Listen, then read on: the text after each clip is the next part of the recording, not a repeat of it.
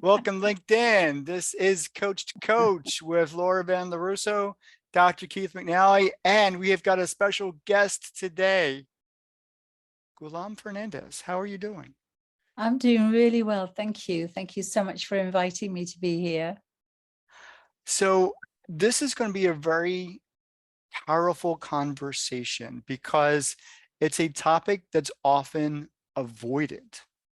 And we really, as Laura was saying a bit earlier, we need to have these conversations more frequently across all age groups and across all ethnicities, cultures, religions, because we often don't know how to deal with the topic. And that topic is, what is that topic? Ghulam? Okay. I thought you were. Oh, we're talking about grief, and we've welcomed you to share your expertise and perhaps share some strategies about how we can more productively have those conversations and maybe Yes, establish absolutely. a toolbox for people to use. Yes, absolutely. And I'm on a mission to demystify grief because it's something that's so rarely talked about. We, as cultures, we live in denial of our mortality and somehow think that if we talk about it, it will become too scary. So somehow those topics are avoided. And sadly, without good information, all we're left are with misinformation and myths and cliches. And so grief is a natural, normal part of life. We all know that we are going to die and that people around us, one day they're going to die, but somehow we're completely unprepared. And when it does happen, it can come as a great shock and we can be really left floundering.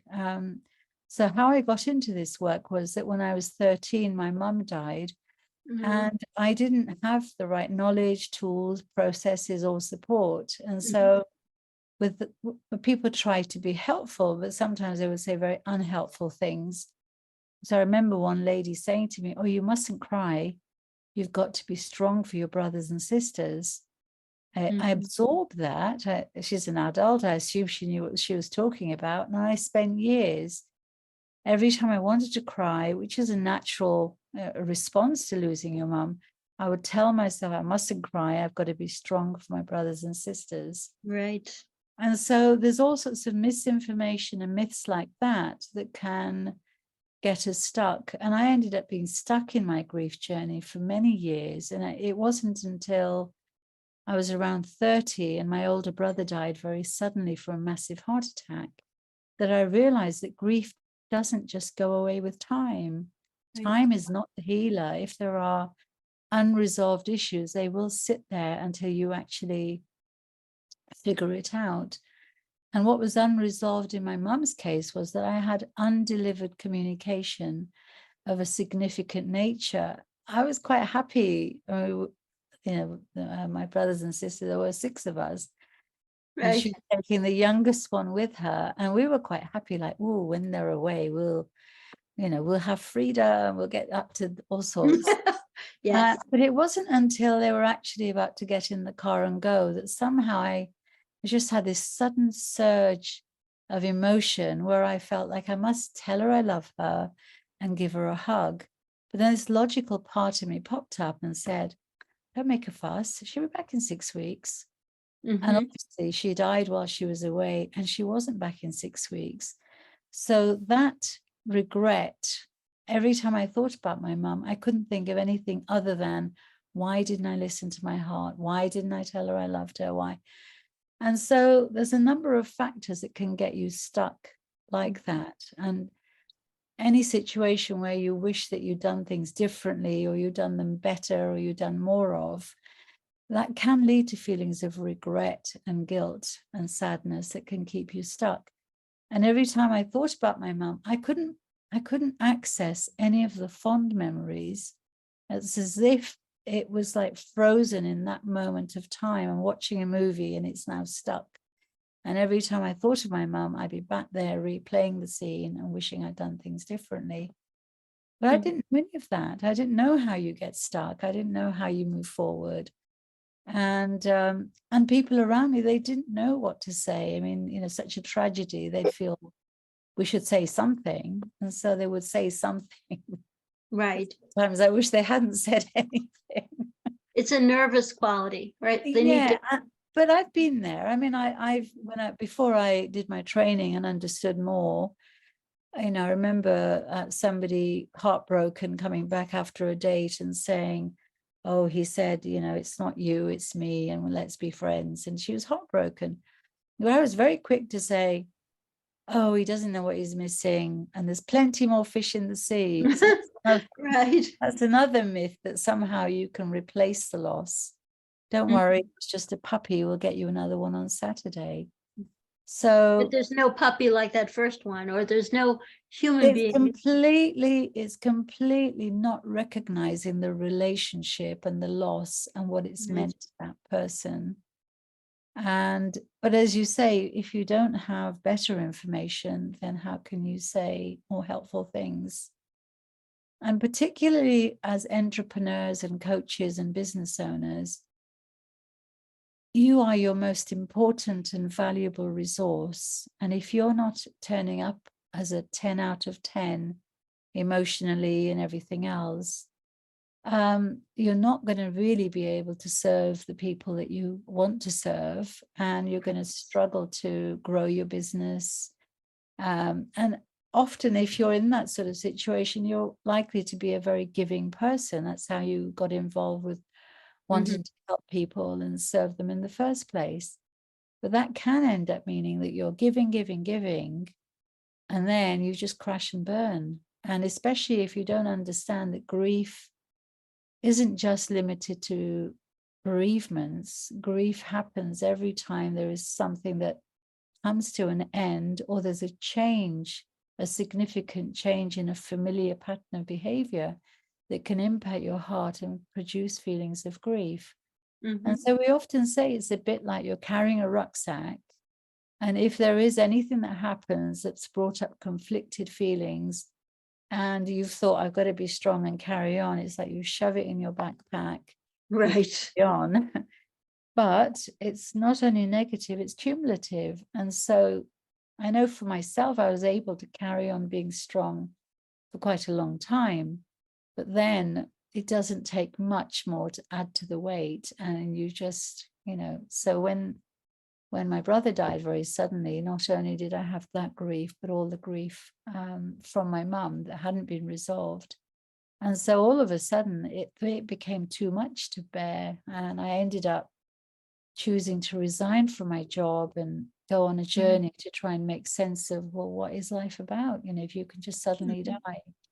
Because I used to have this belief that old people die and other people die. And now that wasn't the case. Yes. So I think if there's anything, I would encourage, you know, people to really educate themselves on what grief is, how you can get stuck, what are the things that can help. And particularly understanding that as an entrepreneur, as a business owner, you have to prioritize your well-being. And you have to recognize that there might be times when you actually need to ask for help, because we're so good at giving help that we often think I help so many people. I should be able to help myself. I've got all the knowledge and the tools and the tricks. But that's a very different story. You know, when you're not so involved, you can help others. But then sometimes, you know, the caregivers themselves need care. So I do encourage people to educate themselves so that they're better equipped with the right knowledge and the tools and the processes that help them to deal with the inevitable amount of grief that they're going to meet in their life. Definitely, there's a certain fragility that we come to know through these experiences, and those experiences sort of adjust your misconceptions, shall I say, of when death can happen. I won't go too deeply into it, but I honestly understand that intuition that you experienced, because the same intuition happened for me, for my father, for example. He was unfortunately run over, and he had come to New York to visit. And we had a lovely weekend. And in fact, it was a great weekend because that Sunday, my son, we are Catholics, although my husband's a far better Catholic than I am. So anyway, my son just received his Holy Communion, and it was a big deal in our family. We're Italian Americans. That's a big deal in our culture.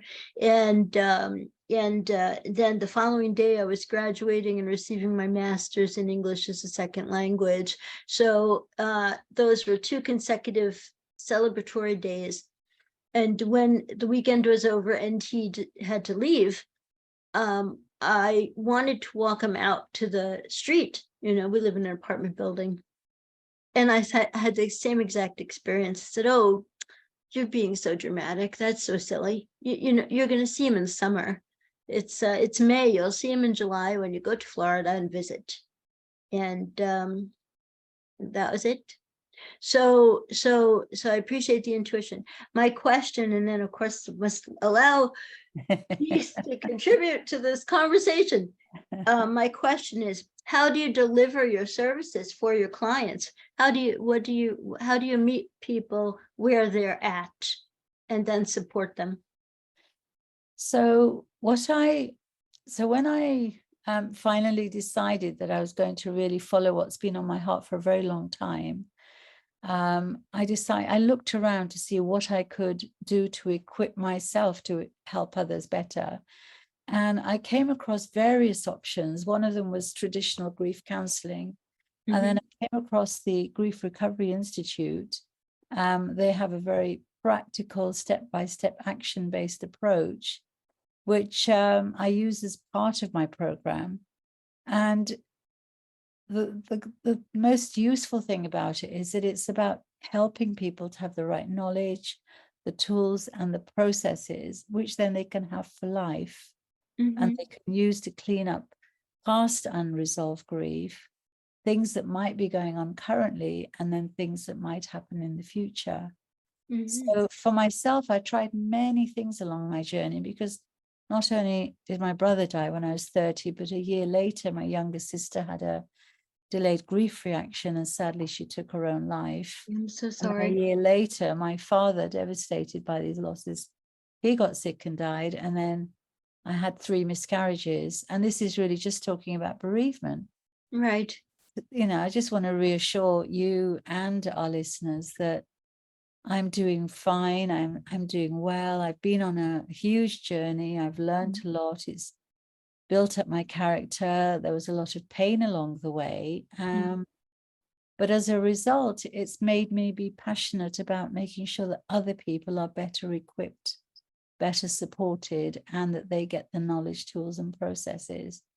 And part of my journey involved going for grief counseling, mm-hmm. which was helpful to a point. But I realized that the thing with the talking therapies, they can give you some relief, but if there are underlying unresolved issues, right, they will still stay there. And every time you don't feel so good, you feel like I've got to go back and talk to them. So I love the idea that I could equip people, and then once they had the right knowledge, tools, and processes, then they could confidently know that life happens, mm-hmm. and there will be challenges, but they'll feel like, oh, okay, I'm better prepared. And some of my clients, when they come, I've been working recently with somebody who's a small business owner, mm-hmm. and she knew that she was really struggling on all sorts of fronts, and she was just feeling overwhelmed and this and that, but she couldn't understand why. And when we actually did an assessment of all the loss events that she dealt with, she looked at it and she said, I can't believe, no wonder I'm feeling I'm feeling. Right. Because there's a lot of stuff in my backpack, from, as I said, 40 life events. It could involve things like moving. For her, they had moved a lot. Mm-hmm. And that had often disrupted friendships and, familiar people and all sorts of things, and brought challenges. But it can be all sorts of other things, changes in your job, loss of friendships, relationships, health diagnoses that mean you're no longer maybe mobile, or loss of a limb, or There's so many different things that can impact your heart and leave you and produce feelings of grief. And when part of the process we do is we assess, we give you a chance to review your life and just jot down all the different losses that have impacted you, just so you can see what's in your backpack and what's a priority for you to deal with. Because each of those events is a bit like having rocks in your backpack, and some of them might be bigger than others. So by identifying a relationship or a loss that's particularly you're preoccupied with, and it's limiting your level of energy and everything else, then we start to teach the process. You go through everything, and then once you're familiar with the process, you can then go, oh, okay, great, I've done that one, now I can pick another one. In fact, I remember I had one client who she just felt very burdened and heavy burdened, and things from her past that she hadn't been able to come to terms with, and things that had been very difficult. And she got to this point where she's clearing out. And one day she said to me, I've got so much energy, I just feel like singing all the Right. That was a side effect I hadn't expected. But the thing is that it takes a lot of energy to suppress your emotions, to try and ignore them. I remember another client, it's fascinating how people deal with things. And she said to me, I said, how did you find the process, working with me? She said, if I'm really honest, if I hadn't known you and trusted you, I wouldn't have done it. She said, I was so skeptical because I tried counseling, it didn't help. I tried CBT, it didn't help. I tried antidepressants, they didn't help. So she said, so what I did was I packed up all my pain into a box. And she was heartbroken from a relationship that didn't work out. She really thought this was going to be the one. She said, I put it in a box on a high shelf, and then I try to live my life as if it's not there. It's like compartmentalized. But she said, out the corner of my eye, I always know it's there and waiting to be dealt with. And she said, because your process was so step by step and action based, I didn't have to sit and, bear all this and my soul and get more. She said, it just made it feel safe to look at what's inside the box. She said, I'm not saying it wasn't painful. It was very emotional, but I feel so much better for having faced it. So, well, that's what coaches do. It's such an honor and a privilege to be able to do that for people. And I appreciate your sharing, because you're allowing people to have an opportunity to unload that backpack that we all carry from time to time. Keith, what do you say? What do you think about this?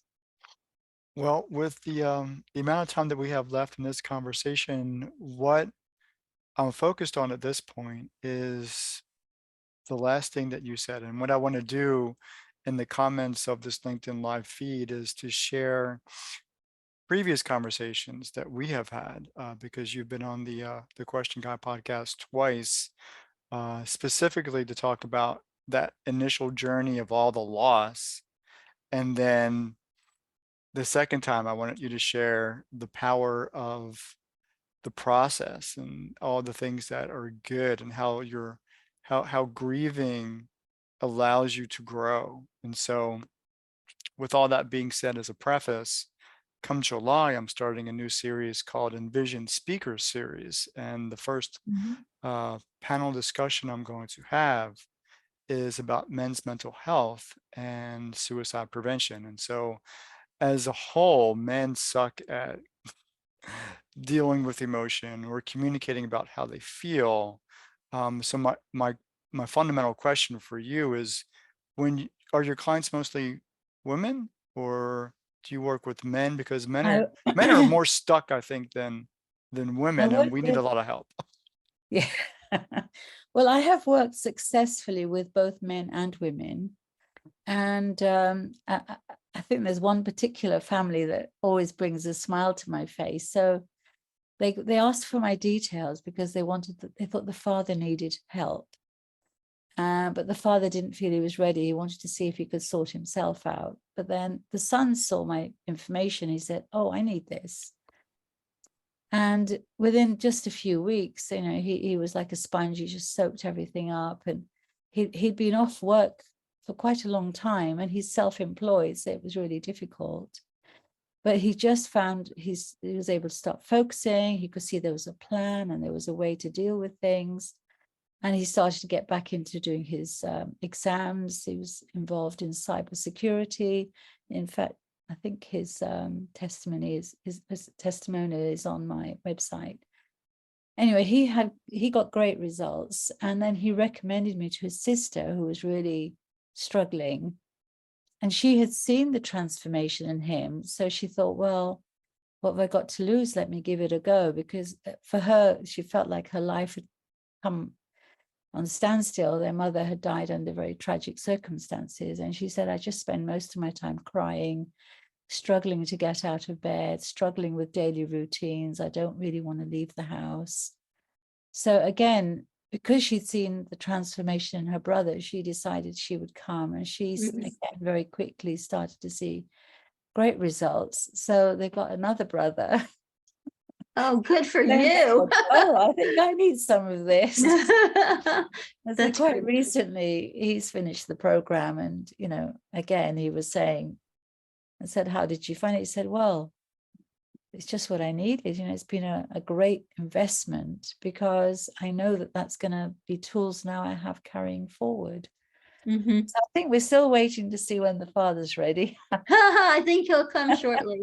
I hope so. And I have a feeling they have got one more brother, but Ah, it's yeah. So, but that's the joy really of seeing people come very heavy laden, help to unpack all the stuff, that the unresolved stuff. And then I've developed a process where you then can gather up all the fond memories and all the lessons and put those in your backpack instead. So you're moving forward more resourcefully, so you can get your life back and live a life of purpose. that's right. It's all about purpose and service to Yes. others. At least that's how I feel. Yes, I think so. Yes, Yeah. Keith. Well, I was going to say, I do appreciate that. And on future Envision Speaker Series conversations, I want to invite you to have that conversation with a group of subject matter experts who can deal specifically and talk about grief and mental health issues. And so I think the expression of emotion and feelings, and like you said earlier, really does transform the individual.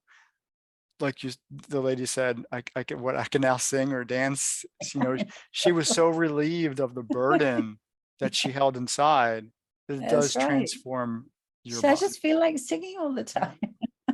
So Right. So with so that, I would just, go ahead. sorry, I would just say that I'll send you the link. I'm very happy for people to download my free guide about avoiding the 10 common mistakes when handling grief. Thank you. And, I write regularly, as you know, I post articles on LinkedIn, Yep. and I've also started up a blog. So really, I just want to help people be better equipped. And I think the world needs to be able to understand and deal with grief more effectively. Can we finish this conversation? In our one-on-one conversation, you said you had a very specific mission in terms of the number of people that you want to help. Yes. What is that yes. number? So for a long time, I had this sense of purpose in my heart, but I wasn't sure exactly what that looked like. And somebody very kindly on Clubhouse offered to do an exercise with me, and he got me to imagine that I'm on the very last breath on this earth. And he said, well, how old are you? I said, I don't know. He said, just make up a number. So I said 90. And he said, look around. What do you see? And in my mind, I just saw thousands and thousands of people in every direction. And he said, what are they doing?